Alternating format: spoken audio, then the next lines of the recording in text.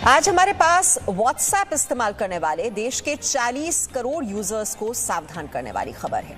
WhatsApp एक नई policy लाने वाला है जिसको लेकर पूरी दुनिया में जबरदस्त विवाद छिड़ा हुआ है। व्हाट्सएप की नई पॉलिसी ये है कि वो अब यूजर का डेटा, नाम और दूसरी जानकारी अपनी पेरेंट कंपनी फेसबुक से साझा करेगा।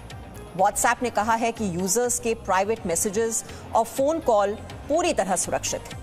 लेकिन क्या व्हाट्सएप पर भरोसा किया जा सकता है कि व्हाट्सएप का मकसद सिर्फ फ्री में यूजर्स को सुविधा देना है या फ्री सुविधा की आपसे बहुत बड़ी कीमत वसूली जा रही है? ये जानने के लिए आज हमने साइबर एक्सपर्ट पवन दुग्गल से बात की।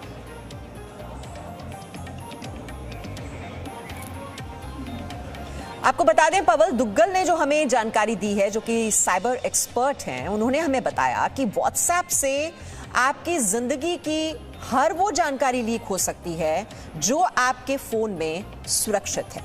और व्हाट्सएप की नई पॉलिसी से आपकी निजी, सामाजिक, राजनीतिक और आर्थिक यानी जो भी जानकारियां कंपनियों के काम की हैं वो बाजार में बिकेंगी। यानी आप सिर्फ एक प्रोडक्ट है। आपने किसी को फोन से पैसे ट्रांसफर किए तो लेन देन की जानकारी, ये सारी जानकारी व्हाट्सएप को मिल जाएगी। आप किस बैंक के ग्राहक हैं, आपके अकाउंट में कितने पैसे हैं, आपने किसे पैसे भेजे, आपका यूजर नेम, पासवर्ड क्या है, आप हर महीने कितना लेन देन करते हैं, जितने भी आपके फाइनेंशियल ट्रांजैक्शंस हैं, तो कौन से बैंक में आपका अकाउंट है, आपके अकाउंट में कितने पैसे हैं, हर महीने कितना लेन देन आप करते हैं, आप डेबिट कार्ड इस्तेमाल करते हैं, आपका फोन किस मॉडल का है, किस कंपनी का है, ये सारी जानकारी व्हाट्सएप के पास पहुंच जाएगी। तो bank, loan company, credit card company, phone company, ये सारी जानकारी व्हाट्सएप के पास पहुंच जाएगी।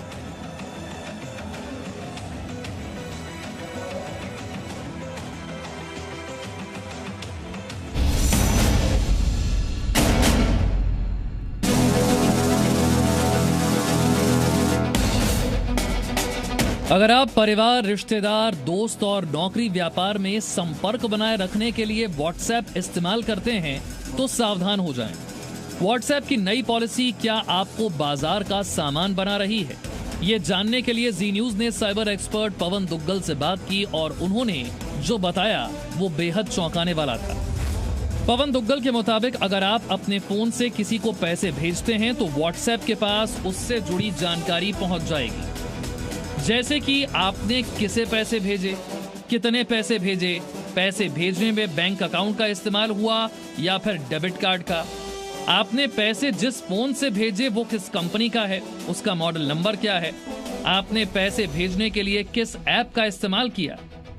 हम लोगों को जल्दी होती है कोई ऐप डाउनलोड करने की, चाहे पीयर प्रेशर हो या कुछ हो, तो हम बिना सोचे समझे, बिना टर्म्स एंड कंडीशंस को पढ़े हुए हर चीज में आई एक्सेप्ट, आई एग्री वाला बटन दबाते चलते हैं।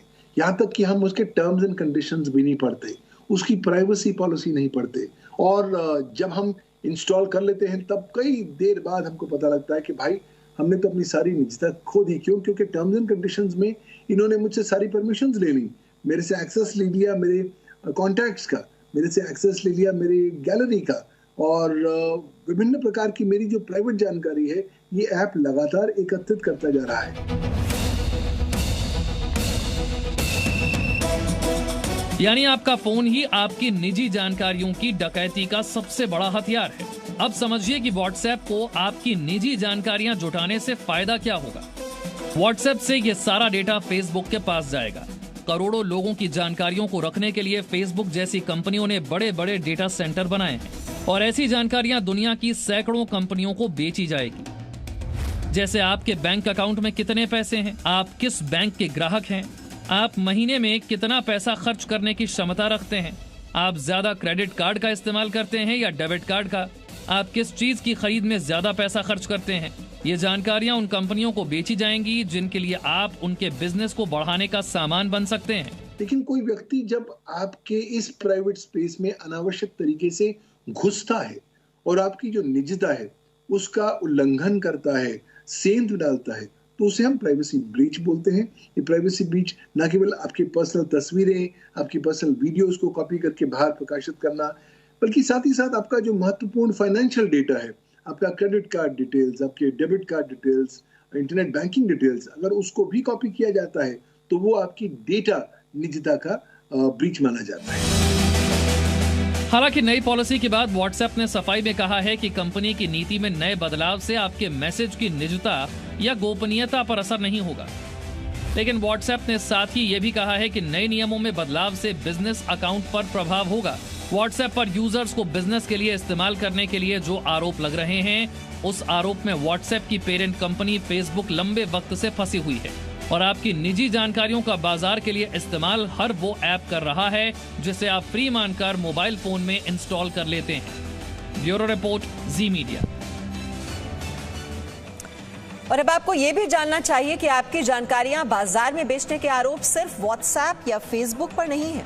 आप जितने भी ऐप फोन में डाउनलोड करते हैं उनमें से ज्यादातर इंस्टॉल होने के लिए ऐप से आपके निजी डेटा तक पहुंच के लिए मंजूरी मांगते हैं। और आपने क्या मंजूरी देने से पहले कभी ये सोचा कि वो आपकी phone book, message box, camera, gallery तक क्यों जाना चाहते हैं? क्या ऐप कैमरा स्टोरेज में जाने की मंजूरी मांगते हैं? क्यों? ताकि आपकी निजी तस्वीरों तक पहुंच सके। क्या ऐप आपके फोन बुक में पहुंच की मंजूरी लेते हैं? क्यों? ताकि आपके संपर्क के लोगों का फोन नंबर मिले।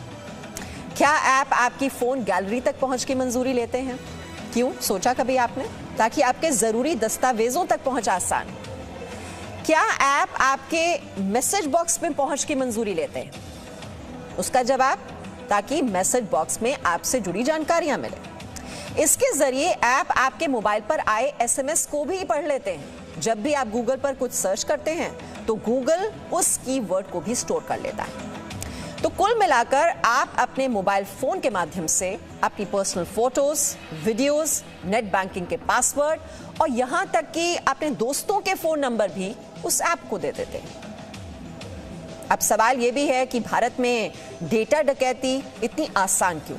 हमने देश हित में कल ही आपको ये दिखाया था कि फोन में डिजिटल डकैती के जरिए कुछ लोन ऐप भारत में लोगों को भी लूट रहे हैं और उनकी जिंदगियां भी। ये लोन ऐप इंस्टॉल होते वक्त ही कैमरा, गैलरी, फोन बुक तक पहुंच की मंजूरी ले लेते हैं। फिर कर्जदार को लोन दिया जाता है। लोन पर 20 से 50% तक ब्याज वसूला जाता है और किश्त में देरी होने पर फोन बुक में मौजूद परिवार, रिश्तेदार और दोस्तों को फोन करके कर्जदार की बेइज्जती की जाती है।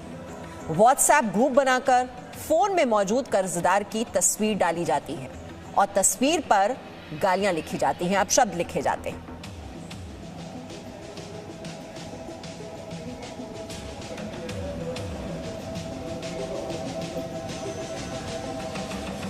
अब सवाल यह भी है कि क्या हम खुद अपनी जानकारियों की सुरक्षा से समझौता कर रहे हैं? तो इसका जवाब है हाँ। हम खुद मोबाइल ऐप इंस्टॉल करते वक्त सभी जानकारियां दे देते हैं। दूसरा सवाल है कि क्या मोबाइल ऐप आपके सच्चे दोस्त हैं? तो इसका जवाब है नहीं।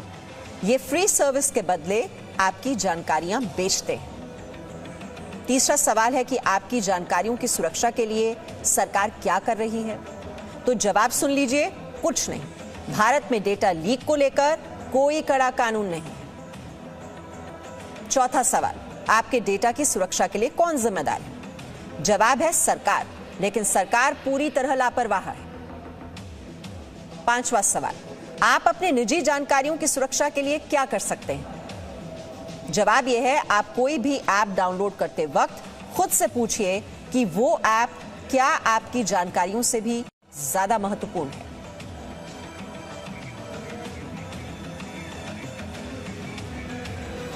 तो बहुत से ऐसे सवाल हैं व्हाट्सएप की पॉलिसी को लेकर और व्हाट्सएप की ओर से इस पर क्या सफाई दी गई है, ये भी आपको बताएंगे, लेकिन एक छोटे से ब्रेक के बाद।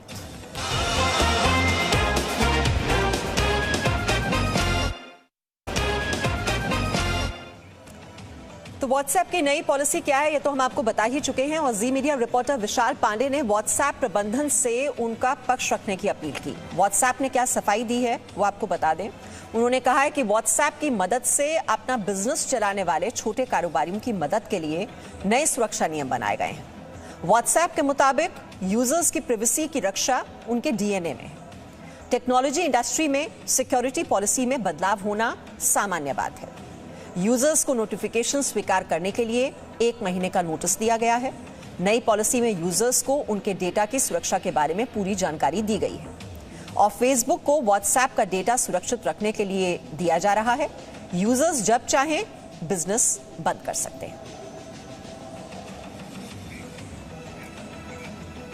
तो आपको ये ऐप लेनी है या फिर अपनी निजता को आप ज्यादा प्राथमिकता देते हैं, तय आपको करना है। छोटे Presenting B News app available on Google Play and App Store. Download it now.